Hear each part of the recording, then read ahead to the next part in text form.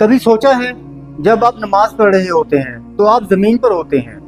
مگر حقیقت میں زمین و آسمان کے رب سے براہ راست بات کر رہے ہوتے ہیں۔ حدیث قدسی ہے، اللہ تعالیٰ ارشاد فرماتے ہیں کہ میں نے نماز کو اپنے اور اپنے بندے کے درمیان برابر تقسیم کر دیا ہے۔ جب میرا بندہ کہتا ہے الحمدللہ رب العالمین تو میں کہتا ہوں میرے بندے نے میری حمد بیان کی ہے، اور جب میرا بندہ کہتا ہے الرحمن الرحیم تو میں کہتا ہوں میرے بندے نے میری تعریف و توصیف کی ہے،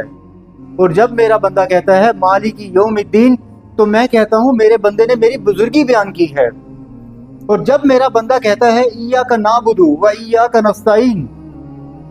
تو یہ میرے اور میرے بندے کے درمیان معاہدہ ہے، وہ جو مانگتا ہے میں عطا فرماتا ہوں۔ سوچیں ذرا، یہ کوئی عام الفاظ نہیں ہیں، یہ وہ واحد صورت ہے جس کی فضیلت قرآن شریف میں موجود ہے،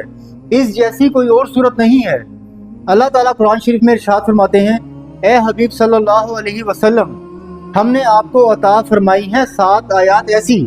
جو بار بار پڑھی جاتی ہیں، اور قرآن بھی۔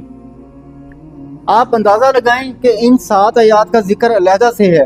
اور پورے قرآن شریف کا ذکر علیحدہ سے۔